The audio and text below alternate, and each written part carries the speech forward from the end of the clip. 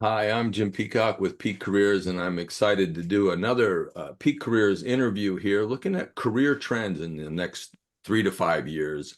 And I have three people who are looking to the future a lot here. Ann Nakaska, who is a career consultant, career educator, and career futurist, and she is located up in Canada, out west. Dr. David Blustein is a professor and Golden Eagle faculty at Boston College, and I've known David for quite a while, which is great. And Dorothy Dalton is international talent management strategist, and she is located out of Belgium. So we're going to look at some of the trends that are coming here. There's a little more. I'll leave these bios up for those of you who do want to read more about these folks. But Ann and I met last year at NCDA, National Career Development Association, for the first time, and we had a great conversation. And she now teaches an online seminar for me on career trends.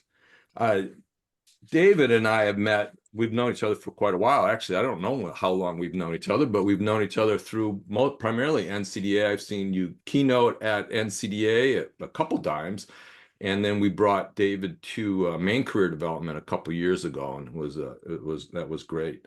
Dorothy and I have known each other for 5 years, but we've never met. We've never even Zoomed. We're LinkedIn connections from 1999. I couldn't believe it as I went and sort of looked it up. But she's bringing a different perspective. She's in Brussels, right? Brussels. Yeah, Brussels, yeah. So let's start this conversation here and see what's going on across the world and look into the future.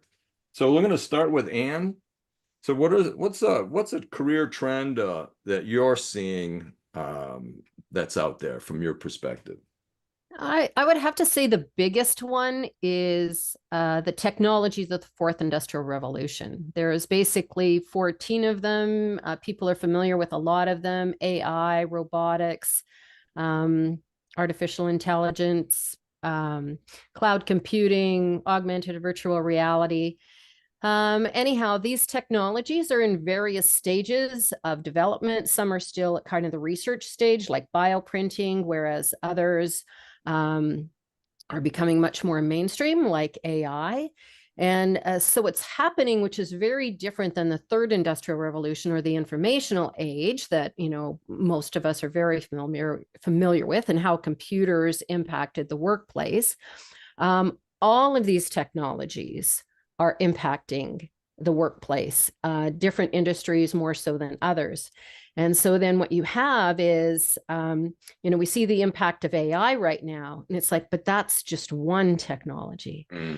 We've got 3D printing coming. We've got augmented reality. We've got virtual reality. We have brain implants. We have, there's so much happening in the technology field, and it's all coming in and impacting industries at, different paces and different levels, and being adopted in different ways by different industries. And so what it's doing is it's changing the work landscape. A lot of people are not familiar with it, so they're not really sure about what jobs they're going to be in the future.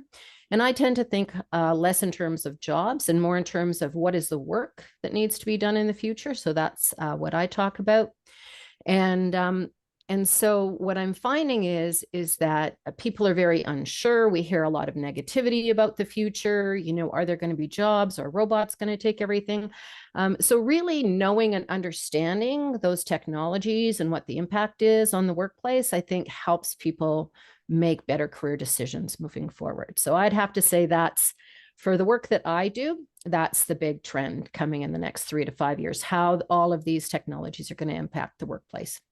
Yeah, I mean, it's crazy in the sense that University of Maine at the Orono campus, they're doing 3D printing of houses. They're actually building a house, and it's more cost effective. They can make a house quicker than hiring all these carpenters and stuff. They literally do a 3D printing of a house, and it's like you said, there's a lot there's a lot of traction out there and regarding AI and you know all this stuff, but there's so much more going on behind the scenes. And where is that going to take us? Where's the 3D printing a house going to take us? I mean, it's really hard to get me to get my head around. Absolutely, absolutely. And I just read that Dubai, and by 2030 is going to have 25% of their buildings are going to be constructed using 3D printing. Wow. Wow. 25%. Yeah, of all their buildings. Wow. Yeah. Wow. So, all right, we'll come back, I'm sure, but No, not to worry. there's more to be said, but I really want, you know, one of the things about David that I really wanted to bring in is really the work that you've done with social justice and really a lot of that research that you've done. And I was I'm very curious about your perspective on career trends and coming from that lens and stuff in particular. But what are some things that you're seeing, David? Okay, cool. Thank you, Jim, and thank you for inviting me here. And I totally agree with you about the fourth industrial revolution. No question about it. Total game changer in the world of work. My own personal interest is in those who are on the margins and those who are currently left out of the technology, the IT revolution, and the AI trends and the AI infusion into our society.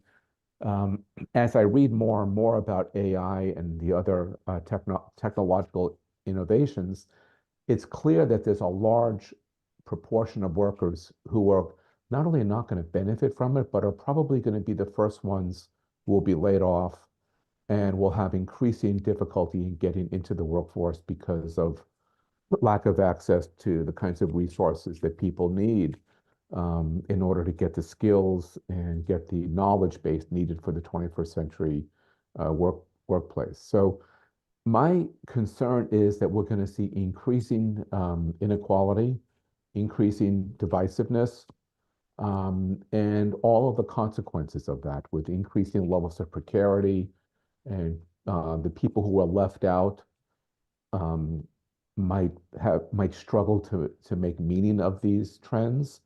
And I think that as career professionals, we clearly need to pay attention to these big, broad, macro level changes due to technology, but we also need to pay attention to the workers who are not part of that system at this point. The other piece I want to add in here, because in my career practice, I work with working class clients, but also work with a fair number of managerial professionals and you know, well-educated folks who have had some access to privilege. What I'm seeing in this community is also increasing precarity and I've seen people, and I'm sure all of us who are career practitioners see the same thing of, you know, people going to work one day and that day they get told that they'll leave the office by 5 o'clock. They may not even know why they're being laid off, and we're seeing increasing layoffs of workers who we wouldn't ordinarily think would be getting laid off like like tech workers. So I think um, this is a bit of pessimism about these trends. I also have some optimistic views, which I hope to chime in on. One of my colleagues, when I gave a talk about some of my work, she goes, "David, you're so pessimistic."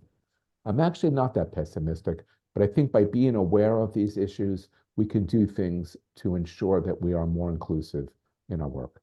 So thank you. That's a great point. And that was sort of what my concern is, that as this technology revolution, it keeps moving on. I mean, folks without those skills, without that education, are really going to be, they're going to be difficult because so much technology can take over those routine jobs. And exactly. yeah. Yeah, so we'll come back. We'll hear some more trends, but I'd love to have Dorothy speak a little bit, and I want to just mention also you had just you're looking to be a certified trauma-informed coach, and it sort of, even David's comment, was talking about how people are going to be more traumatized, and there's going to be a lot more anxiety throughout. So it's really it's good to hear that there is a certification for trauma-informed coaching, and I think there's a huge need for it. But anyways, Dorothy, your thoughts on that? I think really building on what Anne and David has said. I mean, certainly from a European perspective, I mean, we're going to be seeing this year in particular a lot of volatility in terms of political volatility, economic volatility. We have massive skill set shortage here, and to David's point, that what they're trying to do is organizations are not adapting fast enough to tap into the talents that's there, to recognize how they can develop it and to bring it in for their organizations. And to one of Anne's point about AI and technology, I saw a really great quote. I think it was from Corn Ferry saying, we're not going to have the jobs, they're not going to be lost to AI. We're basically not going to have enough people. So I think organizations need to get smarter. They need to change faster, become more inclusive, to David's point, and job seekers are going to have to adapt as well, to upskill, to be more open to continuous learning, and to present themselves probably differently. So I think it's one of those periods which could be very exciting, but I don't think it's going to be without pain. Yeah, you know, I read, it was a couple of years ago, I read this article on the adaptability quotient, you know, the sort of an emotion, you know, was sort of an intelligence of sorts. And I didn't see a lot after that initial article, but boy, adaptability is huge for, like you said, for companies who have to adapt and people who have to adapt. And it's the folks that the folks that can adapt are probably going to be more successful, right? Yeah, I mean, there is something called a teachability score. So I think one of the skills going forward is to be teachable and open to learning. And from an organizational perspective, that people have got to be willing to let go of the way they've always done things. You know, you've got to have been to a certain school, you've got to have had X number of years experience doing Y, but they have to adopt their hiring processes to spot potential, which they're not doing at the moment. Interesting. Other trends. Anne, do you want to talk some more, and then we'll just go around them and Sure. You jump know, around anywhere we want here, actually.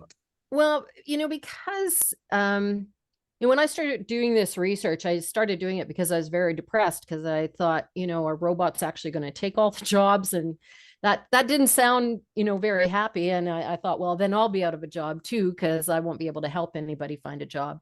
But when I started looking at the work that needed doing, I actually became very positive. There's lots of work that needs to be being done.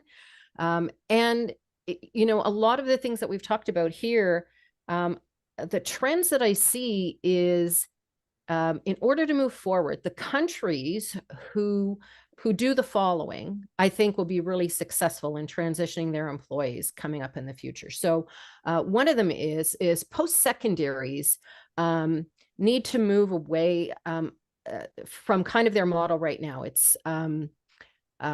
takes quite a long time to get educated, so we need to do that faster. Augmented reality is really going to help with that. So that's actually a technology that will help, because you can train people actually faster using augmented reality than traditional methods. So I think that will help retrain, reskill people. So whoever, you know, gets that going, I think is going to be really progressive here moving forward. Teaching entrepreneurial skills. You know, right now, a lot of people have no business skills. And so what happens is we're still in a very, a kind of factory-oriented second industrial revolution mindset about how we do work.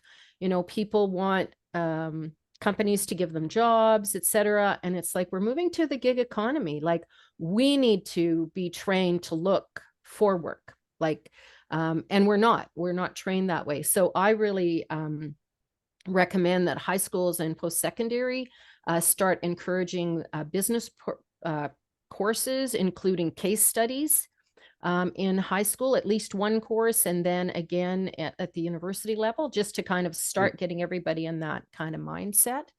And there's this ability with this technology to do a lot of self-learning. So, you hear a lot of people who self-teach themselves all kinds of skills because people do have a lot more access now through the internet and everything to learning, which I think really helps a lot of marginalized groups, actually. So those things I see as promising.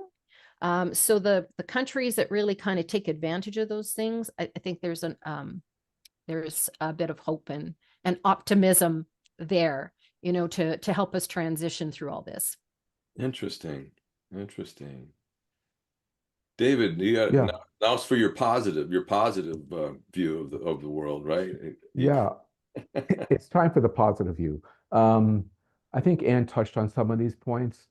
The technological changes can actually, I think, reduce barriers to education, to continuing training. One of the things I notice in my practice is that when I work with unemployed clients, and I'm sure I'm part of a large group of people who do this, that we try to help clients think about this as a forced pause and what can they do to increase their skills? What can they do in terms of continuing education and training?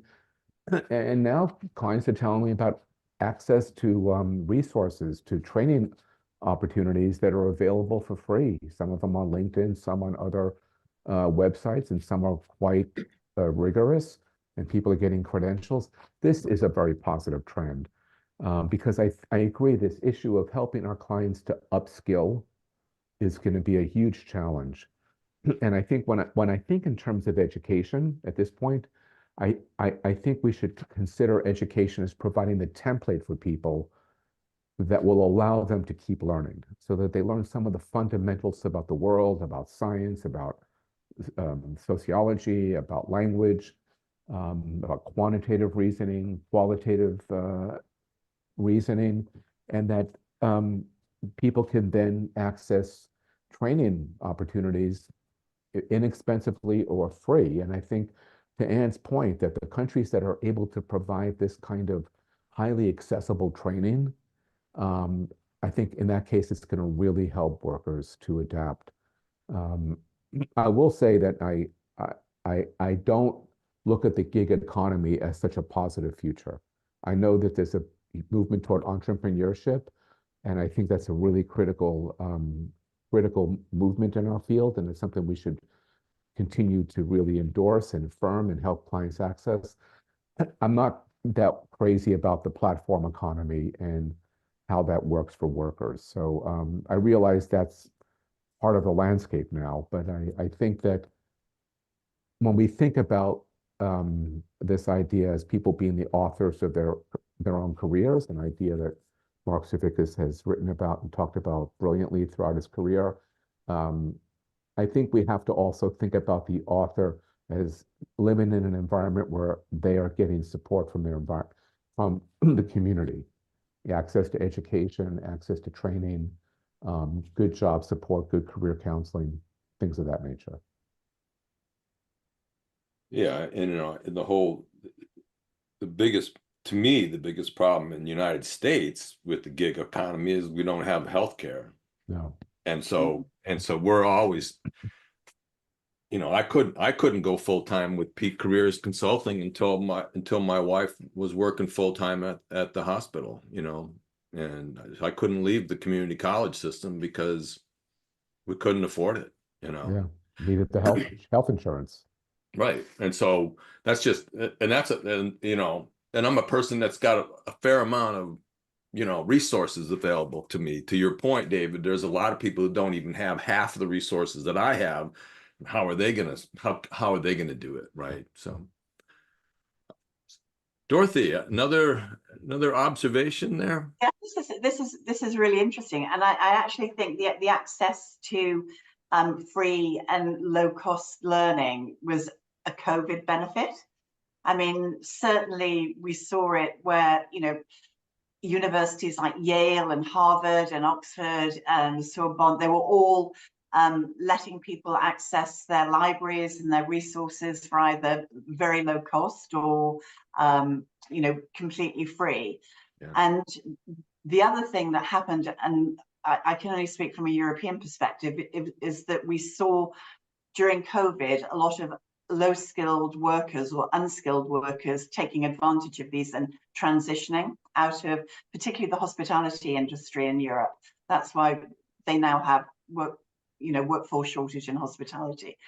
So I think we've got, it's like a mixing pot where it's all going round and round and it's being stirred, and it's really important for organizations that they make sure that they're in a good place to benefit from the mix. So they have to broaden their career and their hiring processes, to David's point, make them more inclusive. So instead of doing the mini-me cloning recruitment, they have to diversify and bring in diverse candidates. I mean, that's one thing, and that's an area that I'm very active in and doing that. But it's also, I think, from candidate perspective is, and this is where career coaches, perhaps some might need to be more holistic, is to really look at their transferable skills. And because basically recruitment processes are such that people need to tell them what they're good at.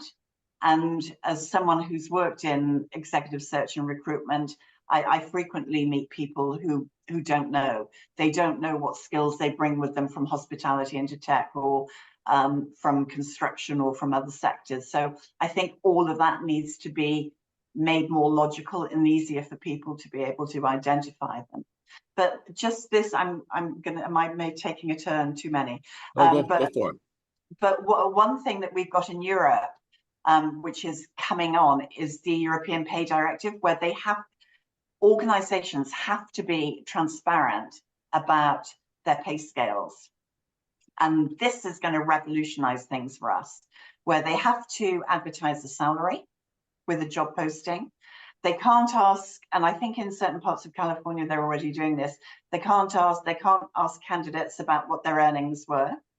And they have to publish their pay data.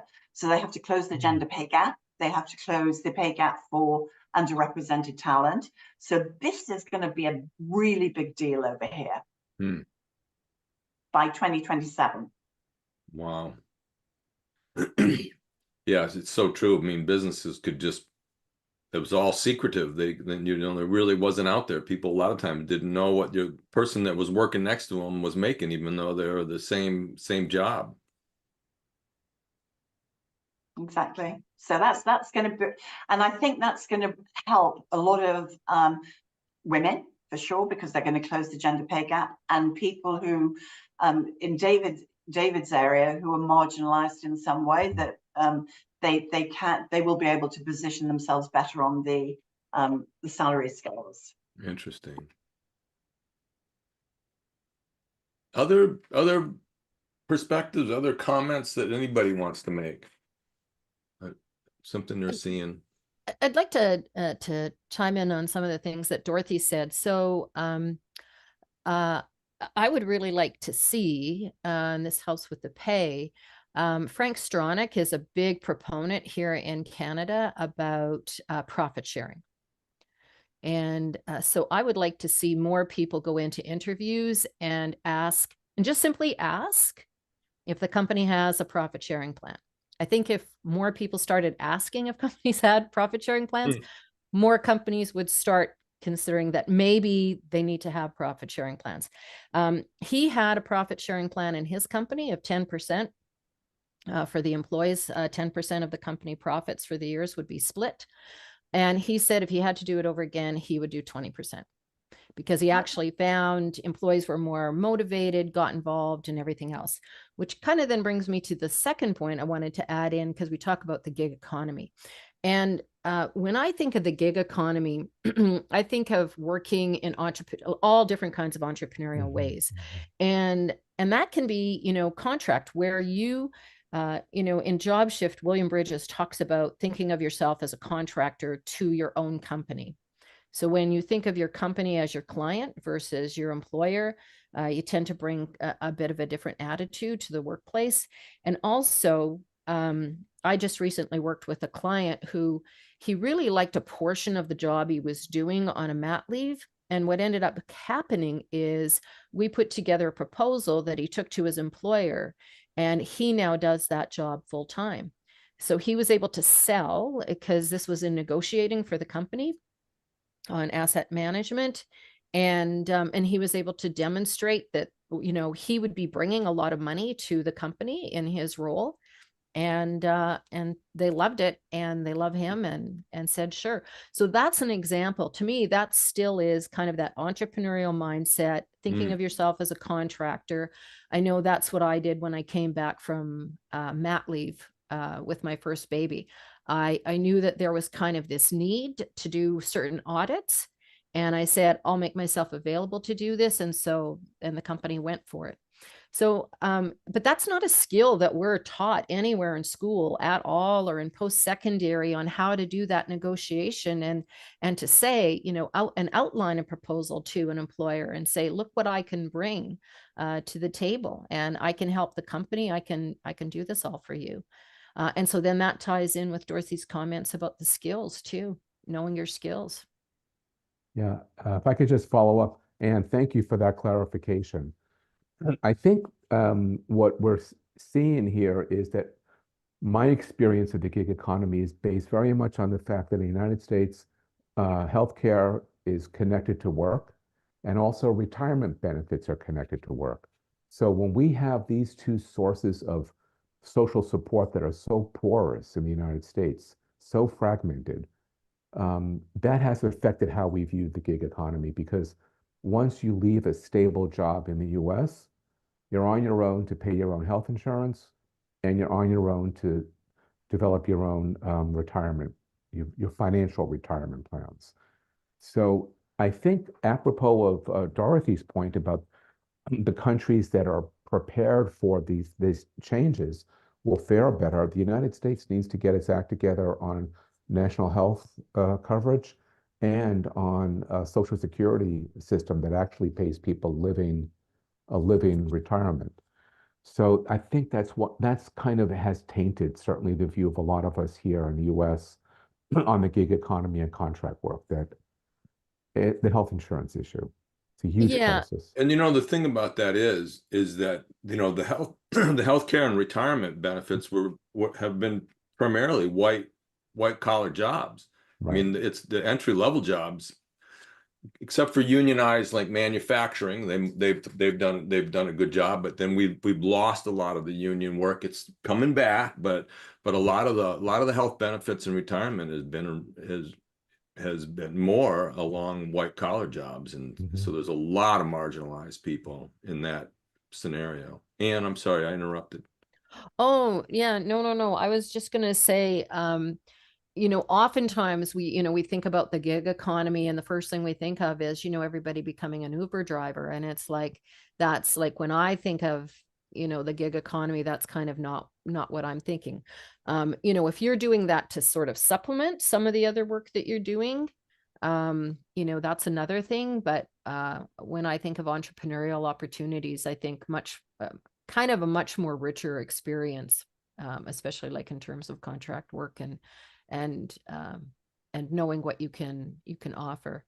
And we saw it actually a lot during the pandemic, where, you know, people found very creative ways to make money and to support themselves, and never ended up going back to their job that they, you know, were let go of when the pandemic hit. So. And if I just jump in from it with the European perspective, I mean, I think that's something that we struggle to understand about the US, because you've got the richest economy in the world. That the only difference is our taxes are massive. I mean, we pay massive tax. I think Belgium is one of that, I think, if not the highest tax level in the world. So that's something that I think there is a balance, because that can stifle entrepreneurship, because people just think, I just have to pay so much tax. So I think somewhere in all of this, you need to have the social stability to provide security blanket or a safety net for people that you don't have in the US, but also an environment which stimulates creativity and innovation. Yeah. Great point. So I really try to keep these to about a half an hour, and we're closing in on a half an hour here. So is there any other advice that career service you can give the career service providers, or any other thoughts for this audience that anybody'd like to share? I'll kick off if you like. I think for career coaches and career providers, for me, the most important thing is to stay abreast of the trends, because I think if you are advising people on how to handle and navigate all the changes that are going on, if you are not up to date, or at least trying to stay up to date with all the different things going on, you'll sink like a stone, and you'll do your clients a disservice.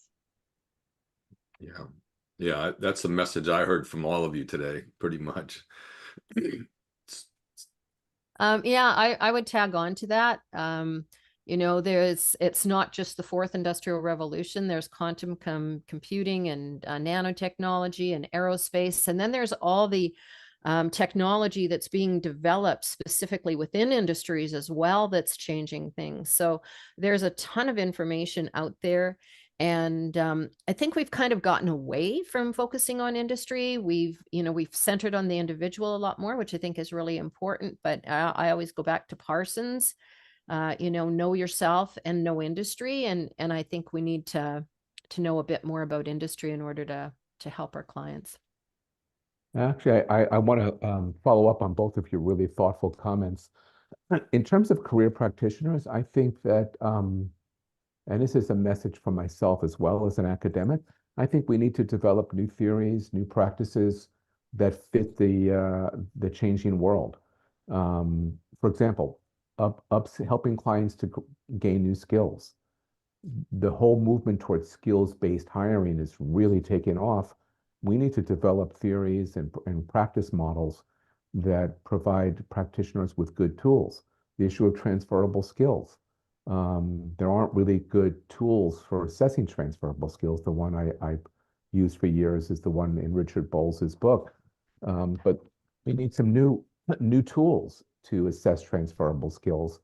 And we also need some tools that will help clients to understand the changing work environment, and particularly to understand that change is now the constant. And we always used to write articles like, it's axiomatic that the world of work is changing. Yeah, it's changing, but now I think the speed of the changes are much greater. Absolutely.